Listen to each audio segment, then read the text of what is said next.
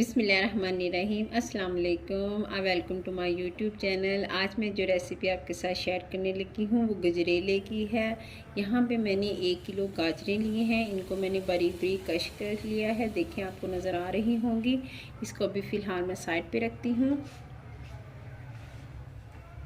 पतीली में 2 टेबलस्पून के करीब मैं देसी घी ले रही हूँ।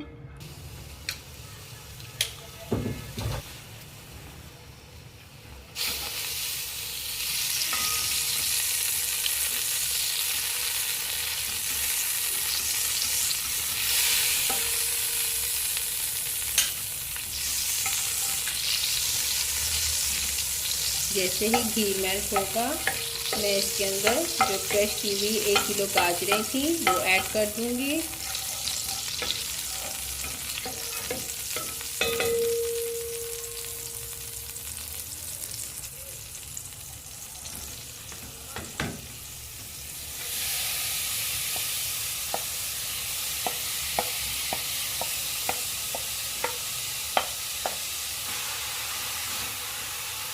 आंच आपने नॉर्मल ही रखनी है, तेज़ नहीं रखनी।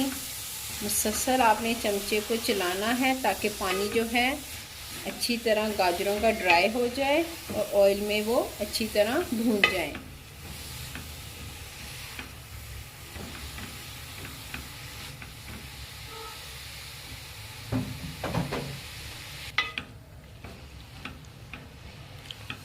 आहिस्ता आहिस्ता गाजरें जो हैं पानी छोड़ती जाएंगी। हमने मुसलसल चमचा चलाकर इनको ड्राई करना है। बहुत दिनों के बाद आज मैं आपके साथ रेसिपी शेयर करने की वजह यही है कि आजकल पाकिस्तान में बहुत ज़्यादा गैस की प्रॉब्लम्स हो रही है, जिसकी शॉर्टेज की वजह से बहुत सी रेसिपी जो मैं आपके साथ शेयर करना चाहती हूँ लेकिन नहीं कर पा रही। गाजरों ने देखें पानी जो है आपको कैमरा अगर दिखा रहा हो तो छोड़ना शुरू कर दिया है। इनको हमें अच्छी तरह खुश्क करना है और फिर इसके बाद हम अच्छी तरह इसकी भुनाई करेंगे।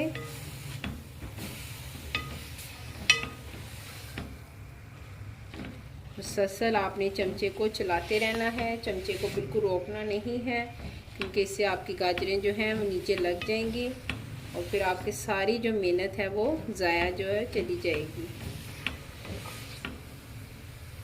पानी देखिए अच्छी तरह ड्राई हो गया है, आधा घंटा हो गया है मुझे इसको पकाते हुए, लेकिन अभी हमने इसकी भुनाई करनी है ऑयल में क्योंकि अब पानी पहले ड्राई किया है हमने। अब हम इसको अच्छी तरह भूनेंगे ताकि इसकी जो करवाहट है और कच्चापन जो है वो दूर हो जाए।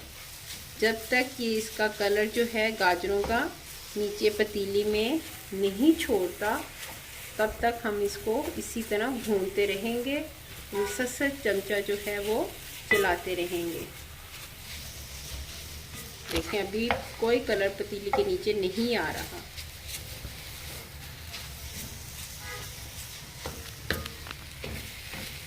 मज़ीद 15 से 20 मिनट इसकी भुनाई करने के बाद अब इसने नीचे जो है कलर जो है आना शुरू हो गया है।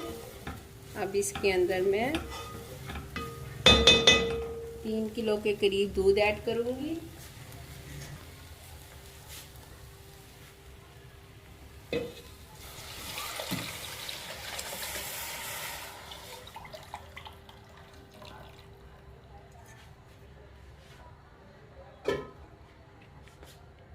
दूध ऐड करने के बाद आपने जो है वो नॉर्मल रखनी है। अब हम इसके बॉयल होने तक इसका इंतज़ार करेंगे जब तक इसमें उबाल ना आ जाए। जैसे ही इसमें उबाल आ जाए आपने यहाँ पे 5 टेबलस्पून मैंने चावल लिए हैं। चावलों को मैंने आधे घंटे से ज़्यादा तकरीबन 1 घंटा हो चुका है मुझे इसको धोकर भिगोए हुए। अब मैं इसको इसके अंदर ऐड करूँगी।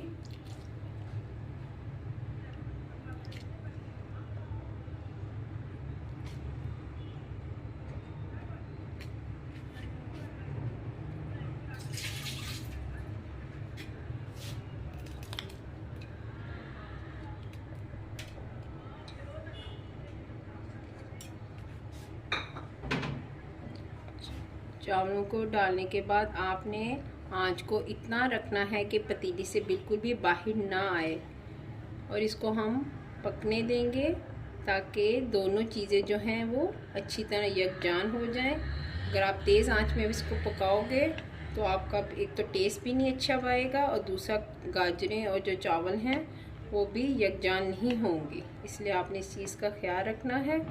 आपने इसको नॉर्मल बड़े सुकून के साथ आराम से इसको पकने देना है। 1 घंटा हो गया है मुझे इसको पकाते हुए। अब देखें इसकी क्या हालत है। अभी हम इसको मज़ीद और मैं पकाऊंगी, फिर मैं बताऊंगी कि अब हम इसमें चीनी जो है कब ऐड करेंगे।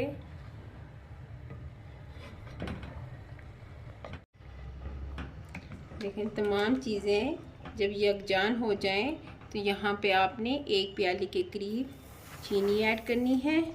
अभी मैं इतनी ऐड कर रही हूँ, फिर मैं चेक करूँगी कि मीठा जो है वो आपके टेस्ट के मुताबिक है। अगर तो मेरे टेस्ट के मुताबिक हुआ तो मैं इतनी ही डालूँगी।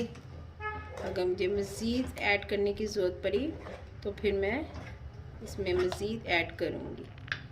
अभी इसको मैं अच्छी तरह पकाऊँगी ताकि चीनी जो है वो अच्छी तरह डिज़ोल्व हो जाए। फिर हम चेक करेंगे।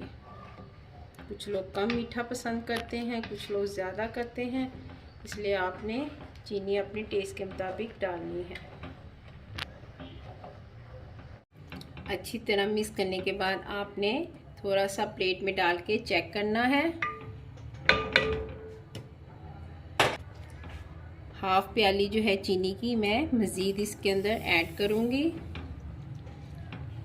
आपने अपने टेस्ट के मुताबिक मज़ीद ऐड करनी है।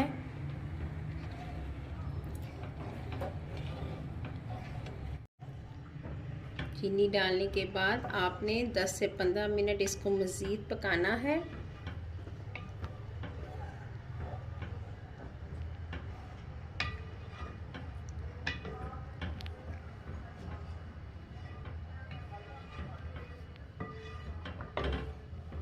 जब गजरेले की शक्ल ऐसी हो जाए तो आपने चूल्हे को ऑफ कर देना है।